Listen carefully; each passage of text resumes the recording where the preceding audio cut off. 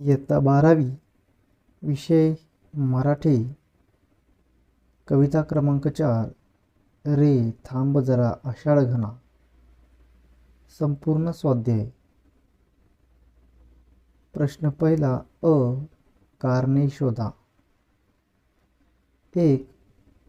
कवी आषाढ घनाला थांबायला सांगतात कारण. उत्तर. आषाढ घनाच्या कृपेने निर्माण झालेले निसर्ग सौंदर्य त्याच्यासोबत कवींना डोळे भरून पाहायचे आहे. 2. कवीने आषाढ घनाला घडीभर उघडण्यास सांगितले कारण. उत्तर. कवींनी आषाढ घनाला घडीभर उघडण्यास सांगितले कारण आकाशातून नवीन कोवळी हळदीच्या रंगांची उन्हे धर्तीवर यावीत. आ. खालील वर्णनासाठी कवितेत आलेले शब्द लिहा. 1. शेतातील हिरवीगार पिके. यासाठी शब्द आहे कोमल पाचूंची शेते. 2. ओवळ्यांसारखी लाल कणीदार माती. यासाठी शब्द आहे प्रवाळ माती. 3. वेळूंच्या बेटांचे वर्णन करणारा शब्द तो आहे इंद्रनीळ. 4. फुलपाखरांच्या पंखावरील रत्नासारखे तेज दर्शवणारा शब्द रत्नकळा. ई. एका शब्दात उत्तर लिहा. 1. रोमांचित होणारी. उत्तर थरारक. 2. नव्याने फुलणारी. नवे फुलले. 3. लाजणाऱ्या. लाजिरवाणे. ई. कृती करा. 1. कवीने आषाढ घनाला करायला सांगितलेली कामे. उत्तर. जरासा थांबून तुझी करुणा पहा. तुझ्या पाऊल खुणा पहा. थोडीशी उघडीप करून गगन मोकळे कर. सूर्याचे घर खुले कर. 2. आषाढ घन घडीभर थांबल्यावर घडणाऱ्या गोष्टी. उत्तर.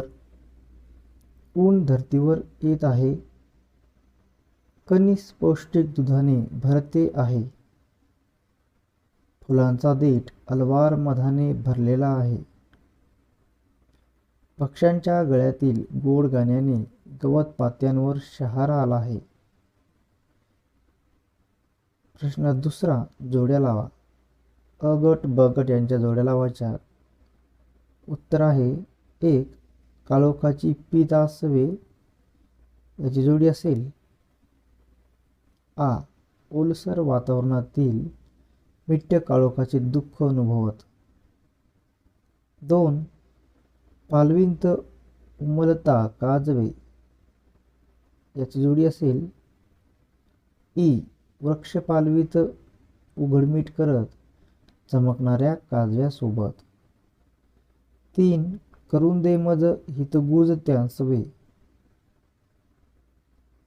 त्याची जोडी असेल ई. मला गुजगोष्टी करू दे. 4. निरखित जळांतील विधुवदना. याचं उत्तर असेल अ. पाऊस उघडला तर पाण्यातील चंद्रबिंब पाहत. प्रश्न तिसरा. खालील ओळींचा अर्थ लिहा. कणस भरू दे जीवस दुधाने. देठ फुलांचा अरळ मधाने. कंठ खगांचा मधु गानाने. अनित शहारा तृणपर्णा. उत्तर. पाऊस थांबल्यावर जराशी उघडीप होऊन कोवळे ऊन जेव्हा धर्तीवर येईल तेव्हा पौष्टिक दुधाने भरलेले कणीस दिसते. फुलांचा देठ अलवार मधाने भरलेला असतो. पक्ष्यांच्या गळ्यातील गोड किलबिल स्वर ऐकून गवताच्या पात्यांच्या अंगावर शहारा फुललेला दिसतो. प्रश्न चौथा. काव्य सौंदर्य. 1. आश्लेषांच्या तुषार स्थानी भिवून पिसोळी थव्या थव्यांनी, रत्नकळा उधळीत माध्यांनी, न्हाणोत इंद्रवर्णांत वना, या ओळींतील काव्य सौंदर्य स्पष्ट करा. उत्तर: कवी बा ब बोरकर यांनी रे थांब जरा आषाढ घना या कवितेमध्ये आषाढ महिन्यात धर्तीवर पडणाऱ्या पावसामुळे निसर्गसृष्टीत झालेले सौंदर्यमय बदल नादमय व ओघवत्या शब्दकळे चित्रित केले आहे. वरील ओळींमध्ये भिरभिरणाऱ्या फुलपाखरांच्या थव्याचे वर्णन केले आहे. आषाढातील पाऊस थोडासा थांबल्यावर खाली येणाऱ्या कोवळ्या उन्हाने सृष्टी लख्ख झाली. आश्लेषा या पावसाळी नक्षत्रातील पाऊस पडताना त्यांच्या टपटपणाऱ्या थेंबांची आंघोळ फुलपाखरांना होत आहे. त्या थेंबांना भिवून फुलपाखरे थव्या थव्यांनी भिरभिरत फुलांवरून रुंजी घालत आहेत. माध्यांनी म्हणजेच भर दुपारी आपल्या रंगीबेरंगी पंखांची रत्ने प्रभावी उधळीत त्याच्या निळ्या रंगात साऱ्या रानाला जणू भिजवीत उडत आहेत. फुलपाखरांचे अतिशय प्रत्ययकारी चित्र डोळ्यांसमोर उभे राहील असे ओघवते वर्णन उपरोक्त ओळीत कवींनी शब्दलाघवाने केले आहे. पिसोळी या ग्रामीण शब्दाने फुलपाखरांचा इवला भिरभिरणारा देह डोळे दिपवणारा ठरला आहे. प्रश्न 5वा, रसग्रहण. खालील ओळींचे रसग्रहण करा. रे थांब जरा आषाढ घना, बघू दे दिठी भरून तुझी करुणा. कोमल पाचूंची ही शेते, प्रवाळ मातीमधली अवते. इंद्रनीळ वेळूंची बेटे, या तुझ्याच पदविन्यास खुणा. रोमांचित ही गंधकेतकी, फुटे फुली ही सोन चंपकी. लाजून या जाईच्या लेकी, तुझ चोरून बघती पुन्हा पुन्हा. उत्तर: आशय सौंदर्य. कवी बा ब बोरकर यांच्या रे थांब जरा आषाढ घना या निसर्ग कवितेतील या उपरोक्त ओळी आहेत. आषाढ महिन्यात धुवाधार पाऊस पडतो आणि सृष्टी सौंदर्य फुलून येते. या नयनरम्य दृश्याचे वर्णन करताना कवी आषाढ मेघाला थोडेसे थांबून हा सौंदर्य सोहळा पाहण्याची विनवणी करीत आहेत. काव्य सौंदर्य. आकाशात आषाढ मेघ दाटून आले आहेत. त्या आषाढ मेघाला उद्देशून कवी म्हणतात, हे आषाढ मेघा, जरासा थांब आणि तुझ्या कृपेने नटलेले निसर्ग सौंदर्य मला तुझ्यासोबत डोळे भरून पाहू दे. कोमल नाजूक पाचूंच्या रंगाची ही हिरवीगार शेते, पोवळ्याच्या लाल रंगाच्या मातीत चालणारे नांगर, ही इंद्रनील रत्नांच्या प्रभेसारखी बांबूची बेटे, या सर्व तुझ्याच पाऊलखुणा आहेत. तुझ्या आगमनाने रोमांचित झालेली सुवासिक केतकी, नुकतीच उमललेली सोनचाफ्याची कळी आणि जाईच्या लाजऱ्या मुली तुला पुन्हा पुन्हा चोरून बघत आहेत. अशी ही तू निर्माण केलेली किमया पहा. भाषा वैशिष्ट्य. उपरोक्त पंक्तीमध्ये कवींनी संस्कृत प्रचूर नादमय शब्दरचना केली आहे. आषाढाच्या आगमनाने भोवतालची नटलेली सृष्टी नादमय शब्दकळेत रंगवलेली आहे. विशेष म्हणजे आषाढघन केतकी, सोनचाफ्याची कळी, जाईची फुले यावर मानवी भावनांचे आरोपण करून कवींनी अंतःकरणाला भिडणारे सौंदर्य प्रत्ययकारी रीतीने मांडले आहे. निसर्ग आणि मानव यांतील सजीव अतूट नाते लालित्यपूर्ण शब्दांत चित्रित केले आहे. लाजणाऱ्या जाईनी, रोमांचित होणारी केतकी यातला हृदय भावना वेग रसिकांच्या मनाला भिडतो. नादानुकूल गेय शब्दकळेमुळे या ओळी ओठांवर रेंगाळतात. प्रश्न 6वा, अभिव्यक्ती.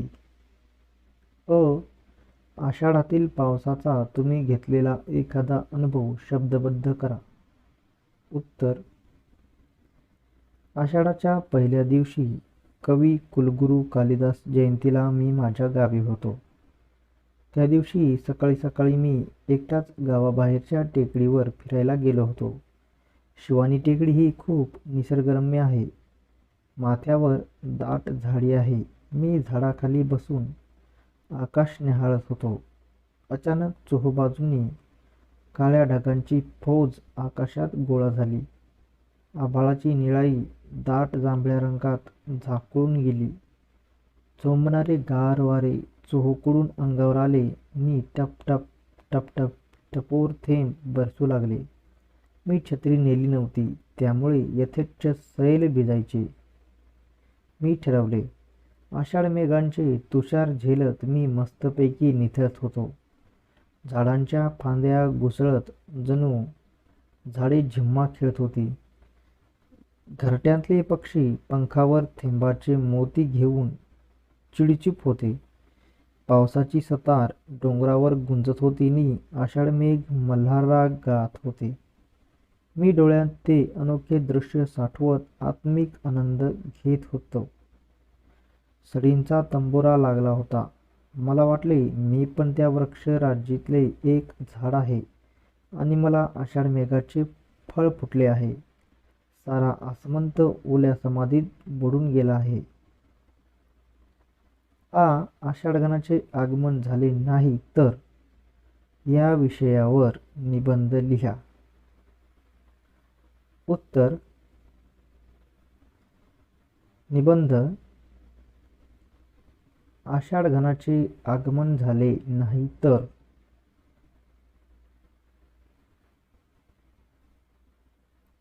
मध्यंतरी कोरोनाने अक्षरशः हैदोस घातला होता. जगातली सर्व कुटुंबे आपापल्या घरात कोंडून पडली होती. माणसाच्या गेल्या 10,000 वर्षांच्या इतिहासात पहिल्यांदाच घडले हे. निसर्गाने माणसाला शिक्षाच द्यायला सुरुवात केली नसेल ना. गेली 10,000 वर्ष माणूस स्वार्थासाठी निसर्गाला ओरबाडतो आहे. पर्यावरण उद्ध्वस्त करीत आहे. त्याचा बदला तर नाही ना हा. आणखी काय काय घडणार आहे कोण जाणे. सध्याचाच ताप पहा. तापमानाचा पारा 40 अंशाला स्पर्श करीत आहे. आता पाऊस येईल तेव्हाच गारवा, त्यातच पाऊस. यावर्षी उशिरा आला तर अरे देवा. पण तो आलाच नाही तर. आषाढघनाचे दर्शनच घडले नाही तर. परवाच बाबा बोरकर यांची कविता वाचत होतो. वाचता वाचता हरखून गेलो होतो. या पावसाळ्यात जायचेच असा आमच्या घरात बेत आखला जात होता. गावी जायला मिळाले तर आषाढघनाने नटलेले निसर्ग सौंदर्य डोळे भरून पाहता येईल. कोमल नाजूक पाचोच्या रंगांची हिरवीगार शेती, पोवळ्याच्या रंगाची लाल माती, रत्नांच्या प्रभेसारखी बांबूची बेटे, सोनचाफा, केतकी, जाईजुई यांचे आषाढी स्पर्शाने प्रफुल्लित झालेले सौंदर्य अनुभवायला मिळेल हे खरे आहे. पण पाऊसच नसेल तर. आषाढ महिना हा धुवाधार पावसाचा महिना, गडगडाटासह धोधो कोसळणाऱ्या पावसाचा महिना. कधी कधी हे आषाढघन रौद्ररूप धारण करतात. गावेच्या गावे जलमय होतात. डोंगरकडे कोसळतात. घरे बुडतात. गटारे ओसंडून वाहतात. सांडपाण्याची मलमूत्राची सर्व घाण रस्ती पसरते. घराघरात घुसते. मुकी जनावरे बिचारी वाहून जातात. हे सर्व परिणाम किरकोळ वाटावेत अशी भीषण संकटे समोर उभी ठाकतात. दैनंदिन जीवन कोलमडून पडते. रोगराईचे तांडव सुरू होते. पाऊस नसेल तर हे सर्व टळेल यात शंकाच नाही. मात्र पाण्याशिवाय जीवन नाही आणि माणूस हा तर करामती प्राणी आहे. तो पाणी मिळवण्याचे मार्ग शोधू लागेल. समुद्राचे पाणी वापरण्याजोगे कारखाने सुरू होतील. त्यामुळे प्यायला पाणी मिळेल. काही प्रमाणात शेती होईल. पण हे जेवढ्यास तेवढेच असेल. सर्वत्र पाऊस पडत आहे. रान हिरवेगार झाले आहे. फळाफुलांनी झाडे लगडली आहेत. असे दृश्य कधीच आणि कुठेही दिसणार नाही. बाबा बोरकरांच्या कवितेतील रमणीय दृश्य हे कल्पनारम्य चित्रपटातील फॅन्टसीसारखे असेल. फक्त समुद्रातून मी पाणी मिळवण्याचा उपाय तसा खूप महागडा आहे. त्यातून सर्व मानवजातीच्या सर्व गरजा भागवता येणे अशक्य होईल. उपासमार मोठ्या प्रमाणात होईल. दंगली घडतील. लुटालुटीचे प्रकार सुरू होतील. थोडकीच माणसे शिल्लक राहतील. तर ती जगूच शकणार नाहीत. इतर प्राणी त्यांना जगू देणार नाहीत. माणूस फक्त स्वतःसाठी पाणी मिळवेल. पण उरलेल्या प्राणीसृष्टीचे काय? ही प्राणीसृष्टी माणसांवर चाल करून येईल. वरवर वाटते तितके जीवन सोपे नसेल. माणसांचे प्राण्यांचे मृतदेह सर्वत्र दिसू लागतील. त्यातून कल्पनातीत रोगांची निर्मिती होईल. एकूण काय ती सर्वनाशाकडची वाटचाल असेल. पाऊस नसेल तर वीजही नसेल. एका रात्रीत सर्व कारखाने थंडगार पडतील. पाणी नसल्यामुळे शेती नसेल. फळबागायत नसेल. नेहमीच्या अन्नधान्यासाठी माणूस समुद्रातून पाणी काढील. इथपर्यंत ठीक आहे. पण अन्य अनेक पिके घेणे महाप्रचंड कठीण होईल. या परिस्थितीतून अल्प माणसांकडे काही अधिकीच्या गोष्टी असतील. बाकी प्रचंड समुदाय दारिद्र्यात खितपत राहील. त्यातून प्रचंड अराजकता माजेल. याची भीषण चित्रे रंगवण्याची गरजच नाही. अल्पकाळातच जीवसृष्टी नष्ट होईल. उरेल फक्त रखरखीत रणरणते वाळवंट. सूर्यमालिकेतील कोणत्याच ग्रहावर जीवसृष्टी अशीच नष्ट झाली नसेल ना? नको नको ते प्रश्न आणि त्या दृश्यांची ती वर्णने. एकच चिरकालिक सत्य आहे. ते म्हणजे पाऊस हवा. आषाढघन बरसायला हवाच.